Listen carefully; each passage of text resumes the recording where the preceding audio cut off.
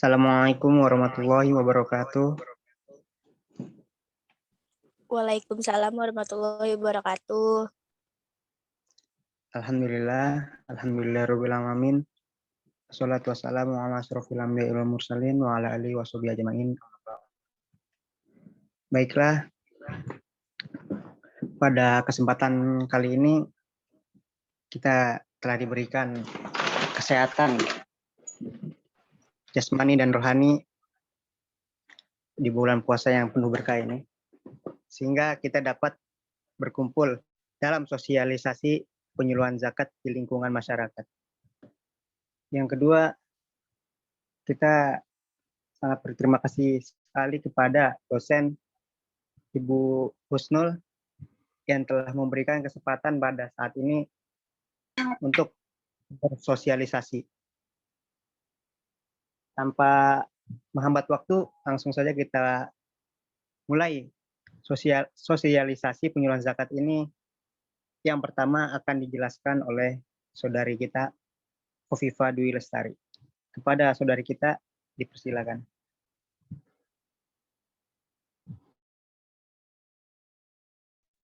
Pengertian zakat dalam bahasa Arab.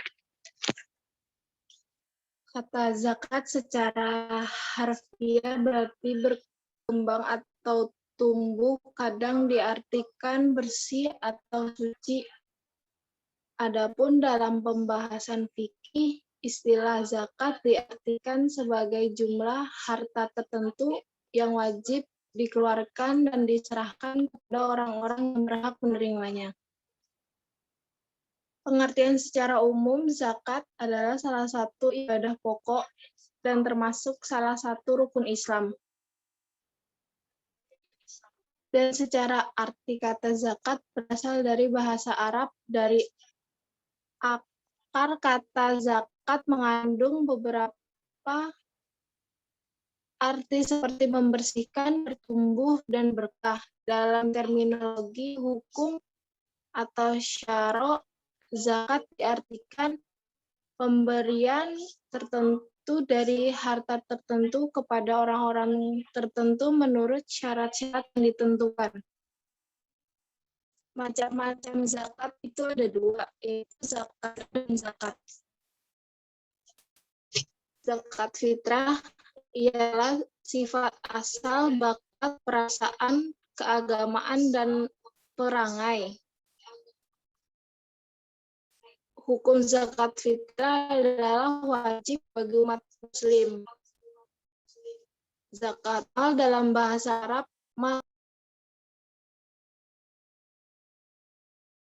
hukum zakat mal itu fardu ain atau wajib.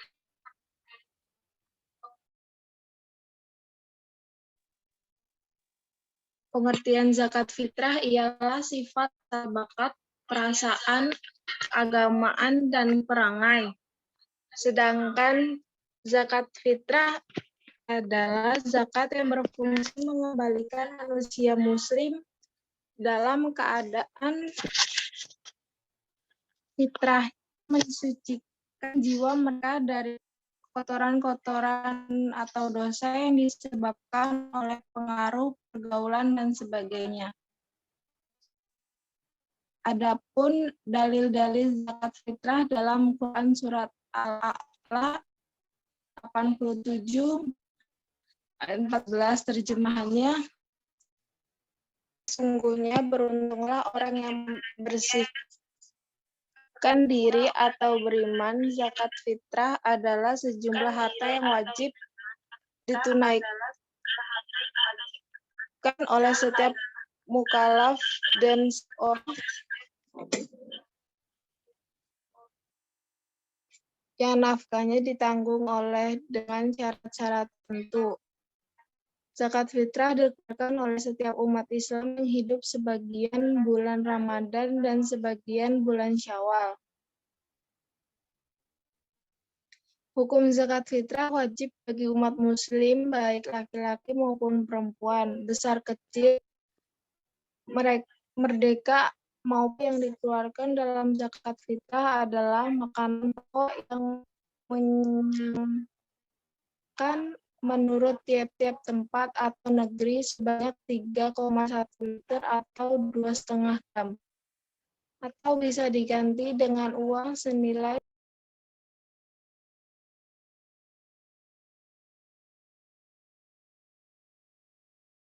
Syarat wajib zakat fitrah itu ada 7, yaitu Islam, 2 merdeka atau bukan budak, 3 hak milik yang sempurna, keempat telah mencapai nisab, 5 sah memiliki sudah sampai 1 tahun atau haul atau selain tanaman dan buah-buahan. 6. Lebih dari kebutuhan pokok orang yang berzakat, hendaklah orang yang berkebutuhan minimal atau pokok untuk hidupnya terpenuhi terlebih dahulu. Yang ketujuh, bebas dari hutang bila individu memiliki hutang yang bila dikonferensikan yang akan dibayar pada waktu yang sama, maka harta tersebut bebas dari kewajiban zakat. Baiklah, terima kasih kepada Saudari Opi telah menyampaikan presentasinya. Selanjutnya akan dilanjutkan oleh Saudari kita Windy Kustianawati. Kepada Saudari dipersilakan.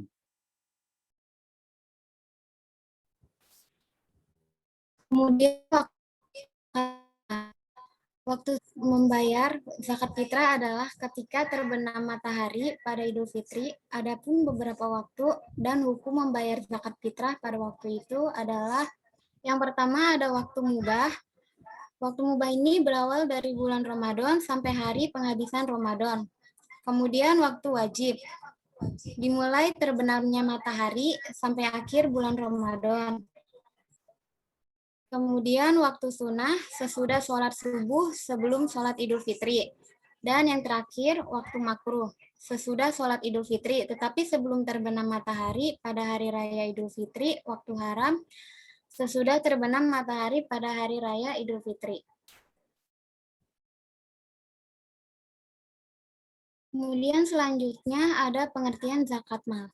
Dalam bahasa Arab, mal berarti harta. Jadi zakat mal adalah zakat kekayaan yang harus dikeluarkan dalam jangka 1 tahun sekali yang sudah memenuhi nisab mencakup hasil perniagaan, pertanian, pertambangan, hasil laut, hasil ternak, harta 7 temuan, emas dan perak, serta hasil kerja profesi. Masing-masing tipe memiliki perhitungannya sendiri-sendiri ya. Kemudian ada syarat wajib zakat.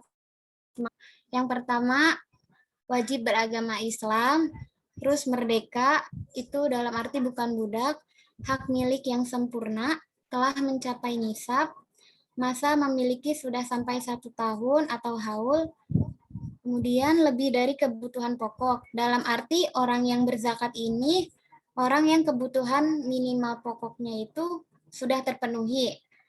Dan yang terakhir, bebas dari hutang. Selanjutnya akan dijelaskan oleh Saudara Rahmat. Baiklah, terima kasih kepada Saudari Windy Kustianawati yang telah menyampaikan presentasinya. Selanjutnya untuk Saudara Rahmat Hidayat yang akan melanjutkan presentasi pada hari ini. Kepada Saudara Rahmat, dipersilakan.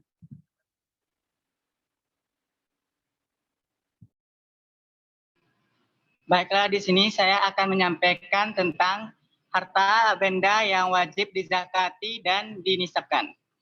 Yang pertama itu ada emas dan perak, yang kedua harta perniagaan atau perdagangan, yang ketiga hasil pertanian, yang keempat binatang ternak, yang kelima riskas, yang keenam hasil tambang. Selanjutnya yaitu adanya orang yang berhak menerima zakat dan orang yang tidak berhak menerima zakat. Yang pertama ada fakir, yang kedua miskin, yang ketiga amil, yang keempat mu'alaf, yang kelima hamba saya, yang keenam garim, yang ketujuh sabilillah, yang kedelapan ibnu sabil atau musafir. Fakir itu orang yang tidak mempunyai harta atau usaha yang tidak dapat menjamin 5% kebutuhan hidupnya. Miskin itu orang yang mempunyai harta dan usaha yang dapat menghasilkan lebih dari 50% untuk kebutuhan hidupnya tetapi tidak mencukupi. Sedangkan amil, penitia zakat yang dipercayakan untuk mengumpulkan, membagikan kepada yang berhak menerima sesuai dengan hukum Islam. Mu'alaf itu orang yang baru masuk Islam dan belum kuat imannya dan jiwanya perlu dibina agar bertambah kuat imannya supaya dapat meneruskan imannya. Yang ketujuh, hamba saya. Yang kelima, hamba saya yaitu mempunyai perjanjian akan memperdekakan oleh tuannya dengan jelas menembus dirinya. Yang keenam, garimin, yaitu orang yang berhutang untuk sesuatu kepentingan yang bukan maksiat dan ia tidak sanggup untuk melunasinya. Yang ketujuh, sabilillah, yaitu orang yang berjuang dengan sukarela untuk menegakkan agama Allah. Yang kedelapan, ibnu sabil atau musafir, yaitu orang yang kekurangan perbekalan dalam perjalanan dengan maksud baik, seperti menuntut ilmu, menyiarkan agama, dan sebagainya. Selanjutnya, orang yang tidak berhak menerima zakat, yaitu orang kaya. Yang kedua, keturunan Rasulullah. Yang ketiga, orang kafir. Kalau orang kaya, Allah tidak halal mengambil sedekah bagi orang yang mempunyai kekuatan. Artinya, tidak halal mengambil sedekah bagi orang kaya yang mempunyai kekuatan, itu sesuai dengan Haji Al-Bukhari. Selanjutnya, keturunan Rasulullah. Bagaimana Rasulullah bersabda, sesungguhnya tidak halal bagi kami atau halal bait mengambil sedekah atau zakat. Selanjutnya, orang kafir hanya berhak diberi sedekah. Selanjutnya, hikmah zakat. Yang pertama itu ada segi agama, ada segi perorangan, dan segi akhlak dan masyarakat. Dari segi agama itu, dengan berzakat berarti telah menjalankan salah satu dari rukun Islam yang mengantarkan seorang hamba kepada kebahagiaan dan keselamatan dunia dan akhirat. Yang kedua, merupakan sarana bagi hamba untuk takarub kepada Rabbinya, akan menambah keimanan karena keberadaannya memuat beberapa macam kekuatan. Selanjutnya dari segi akhlak, menambah sifat kemuliaan, rasa toleran, dan kelapangan dada kepada pribadi pembayaran zakat. Yang kedua itu, pembayaran zakat biasanya identik dengan sifat rahmat atau belas kasih dan lembut kepada saudara yang tidak mempunyai. Selanjutnya, kepada dari perorangan dan masyarakat, mendidik jiwa manusia suka berkorban dan membersihkan jiwa dari sifat-sifat kikir dan bakil. Dan zakat mengandung arti rasa persamaan yang memikirkan nasib manusia dalam pesona persaudaraan. Sudah, selanjutnya kembali kepada Saudara Ferry.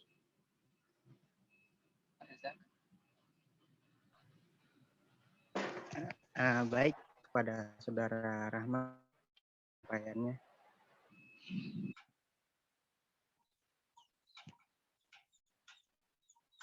Baik, selanjutnya ada hikmah zakat. Hikmah zakat dalamnya ada merupakan rukun Islam yang artinya kebahagiaan dunia dan akhirat. Dan ada pembayaran zakat. Pembayaran zakat itu dilakukan akan dilipat gandakan oleh sebagaimana firman Allah. Dan sarana takarub yang artinya menambah keimanan.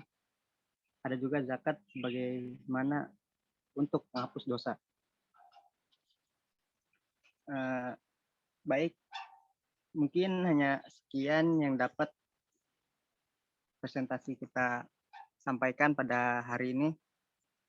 Untuk partisipan, mungkin ada yang ingin dipertanyakan pada presentasi sosialisasi penyuluhan zakat pada hari ini.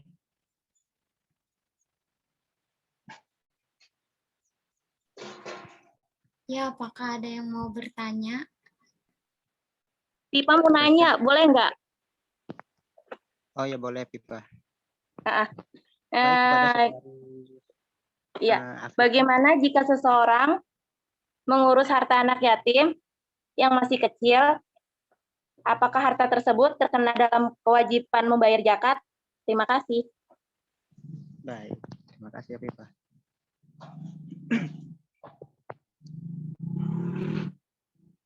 Pak, tadi ulangin coba Pak. Gimana tadi kalau anak kecil maksudnya? Jika ada orang nih ngurus anak yatim. Ya. Mengurus anak yatim kan yang masih kecil, apakah harta tersebut terkena kewajiban dalam membayar zakat? Oh, tapi itu bukan kandung kan? Bukan. Oke. Hmm.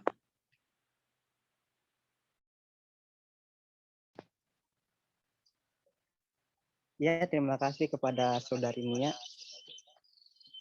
yang tanyanya apakah ada akadnya ketika memberikan zakat kepada fakir miskin. Baik, terima kasih. Langsung aja ya. Saya Ferlutfi Lababan akan menjawab pertanyaan dari Afifah. Yang mana pertanyaannya, bagaimana jika kita ngurus anak yatim yang masih kecil, apakah itu termasuk zakat? Jadi jawabannya, apabila kalau kita mengurus anak yatim, kita yang mengurus, itu wajib tetap membayar zakat. Karena itu sudah sebagai penggantinya orang tua. Jadi wajib, meskipun anak yatim, mau anak angkat, itu termasuk wajib dalam membayar zakat. Mungkin dari itu yang saya jawab. Apakah Afifah sudah jelas? Sudah jelas, makasih Saudara Ferry. Ya. Selanjutnya pertanyaan dari Nia.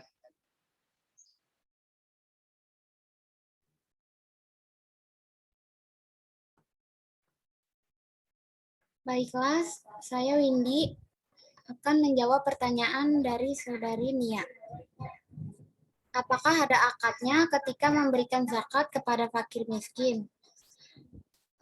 Itu tidak ada akad khusus ya.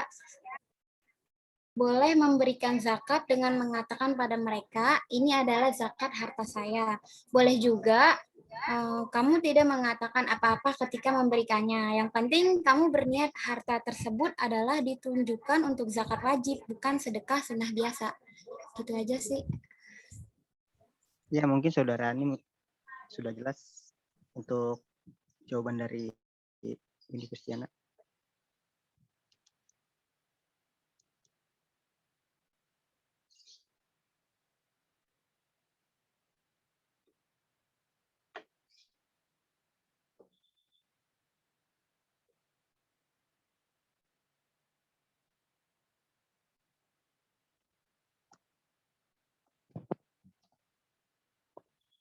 Ya, sekiranya mungkin karena waktu kita sudah habis,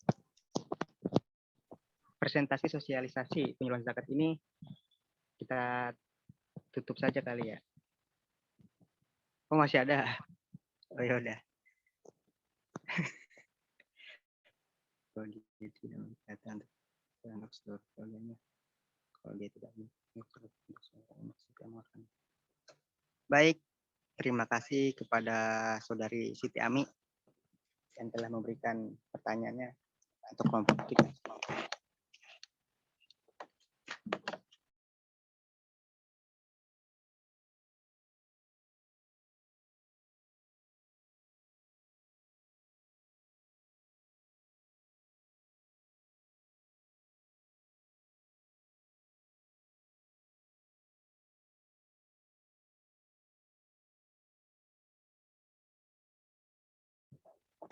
Baik, pertanyaan dari Siti Ami, saya Ferluti akan menjawabnya saya sendiri.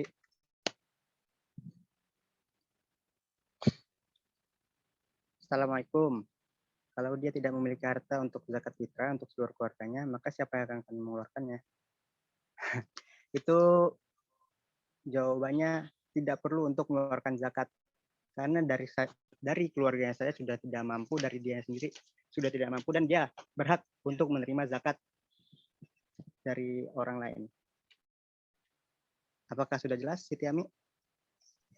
Oh, berarti dia sebagai orang yang menerima zakatnya ya, kalau dia nggak mampu membayar Sudah zakat. termasuk orang-orang yang tidak mampu. Oh, orang yang berhak oke. menerima zakat. Baik, terima kasih jawabannya. Ya, sama-sama. Mungkin ada dari orang lain, dari teman-teman sekalian yang ingin memberikan pertanyaannya lagi. Baiklah, sekiranya waktu sudah mencukupi untuk presentasi sosialisasi pengeluaran zakat.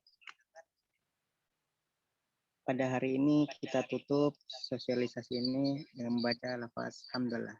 Alhamdulillahirabbil alamin.